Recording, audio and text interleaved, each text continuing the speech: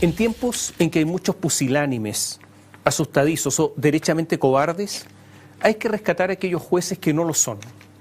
No se trata de que estemos o no de acuerdo con sus resoluciones, sino que de lo que se trata es que los jueces actúen de acuerdo a sus propios criterios, sin otras interferencias. No es pedir algo excepcional, pero los tiempos en que vivimos, en que muchas personas son unas marionetas patéticas que se dejan llevar por el compás de las redes sociales, de Facebook, de Twitter, de Instagram, de WhatsApp, adquiere mucho más valor obrar de acuerdo a lo que se cree, a la íntima convicción. Y cuando se trata de jueces, de esas personas que deciden acerca del destino de otros, de su encarcelamiento o de su libertad, el valor es mucho mayor porque así hay menos espacios para la arbitrariedad. El juez Alejandro Madrid investigó durante 16 años el eventual crimen de Eduardo Frei Montalva. 16 años en que casi solo se dedicó a este caso, casi en forma exclusiva. Por una de esas idioteces institucionales, lo hizo de acuerdo al sistema penal antiguo, no respetando los derechos y garantías que el sistema procesal penal otorga a las personas imputadas y acusadas, porque en Chile, en este tipo de cosas no hay igualdad ante la ley. Con el sistema procesal antiguo, y por algo se cambió, no se respetan un montón de garantías, porque en ese sistema, el antiguo, el juez investiga, el juez procesa, el juez acusa y el juez dicta sentencia. Y como usted comprenderá, difícilmente quien investiga y acusa, después de resolver si condena o no, y le cuesta absolver porque sería deslegitimar el propio trabajo investigativo. Pero todos estos procesos se están tramitando o se tramitaron de acuerdo a este sistema antiguo que hoy no pasa ningún estándar internacional. Lo normal entonces es que condene de manera de no negarse a sí mismo. En el caso Frei, el juez Madrid procesó por una cosa y luego condenó por otra, es algo increíble. La sentencia del juez Madrid está repleta, sí, de faltas de ortografía y de redacción, de incongruencia. Es una vergüenza, un insulto.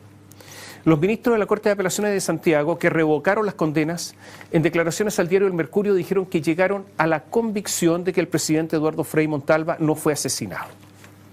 Hablemos del caso del malabarista Francisco Martínez, muerto después de recibir los disparos del carabinero Juan González. La Fiscalía determinó que el carabinero actuó legalmente al pedir al malabarista que se identificara. Testigos dijeron que el malabarista amenazó de muerte al carabinero y luego de eso empuñó los sables con hojas de 50 centímetros de largo con filo, y que a la amenaza verbal se agregó la amenaza material con esas armas, avanzando hacia el policía. El policía hizo 6 disparos, uno al suelo, de advertencia, otro al pie y luego a la parte baja del cuerpo.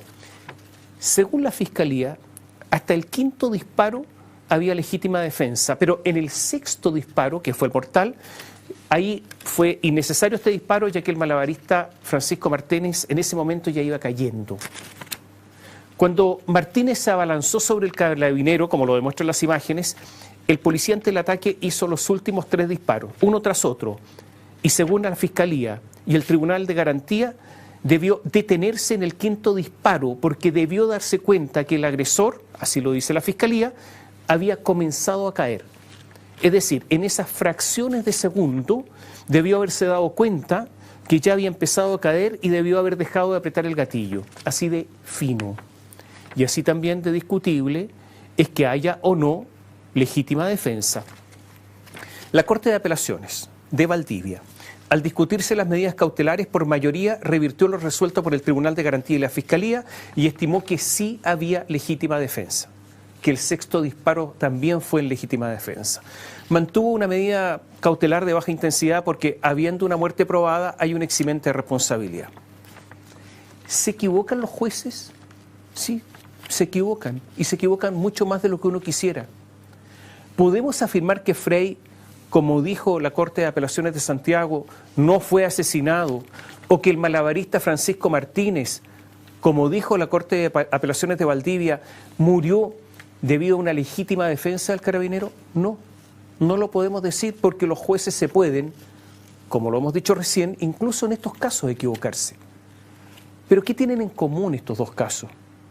Que nos encontramos con jueces valientes, que fallaron de acuerdo a sus convicciones, que soportaron las redes sociales y las amenazas y que saben que sus carreras quedaron comprometidas porque les van a pasar la cuenta a los políticos. Mire, en el caso de Panguipulli hubo políticos lamentables, como Paula Narváez, precandidata presidencial, y la diputada y presidenta de Revolución Democrática, que hablaron sin tener antecedentes de lo ocurrido, sacrificando al carabinero. Emitieron opinión y la pueden tener, pero el problema es que hablaron antes de haber visto el video más esclarecedor de los hechos. Inaceptable. Incluso la presidenta de Revolución Democrática, Catalina Pérez, justificó los incendios intencionales, o sea, justificó delitos. A estos jueces, como lo decíamos, les van a pasar la cuenta. Y este no es un invento, porque los políticos lo hacen cuando tienen que votar a favor de un juez que quiere llegar a la Corte Suprema. Y estos son ministros de Corte de Apelaciones. El próximo paso es estar en la Corte Suprema. Muchos políticos ejercen la venganza. Lo notable es que en declaraciones al diario El Mercurio, Jaime Balmaceda, Paola Plaza y Guillermo de la Barra, los que fallaron el caso Frey, dijeron que no les importaba su carrera si eso implicaba fallar de acuerdo a la convicción que habían adquirido. Esto debería ser lo normal, pero da la impresión que demasiados jueces fallan de acuerdo a las redes sociales, al padrino de turno, al operador judicial al que le deben favores, a lo que piensa la coalición política que está en el poder, o simplemente se dejan llevar por las pequeñas mezquindades que son fruto del rencor. Hemos visto jueces con una actitud impropia de un magistrado caminar por pasillos tribunalicios, megáfono en mano, vociferando consignas, y después estamos obligados a acatar sus fallos. Hay jueces que dicen en Chile ser pro algo. Un juez así, en Europa, lo echarían, cascando. Pero aquí hasta se aplaude, porque la legislación es la que puede ser pro algo, pero los jueces siempre deben ser imparciales y no están en favor de una de las partes porque se es pro algo. Deben dar garantías a todos. Pero hay toda una corriente en este sentido, propia de un país subdesarrollado. Por eso hay tribunales en que algunos saben que si les tocó ese tribunal están perdidos, tengan o no la razón. En general, ¿usted se ha dado cuenta que en los medios se critica poco a los jueces y a los tribunales? Los tribunales son un poder del Estado, uno de los tres clásicos poderes del Estado, ejecutivo, el legislativo y el judicial. Y se critica a los otros dos mucho, a los tribunales poquitito. ¿Y por qué? Porque se teme la venganza. Basta una demanda cualquiera y ya se está en manos de ellos y de sus represalias. Es lo que se teme. Ahora, el hecho de que se tema estas represalias comprueba que hay un extendido temor a la falta de imparcialidad.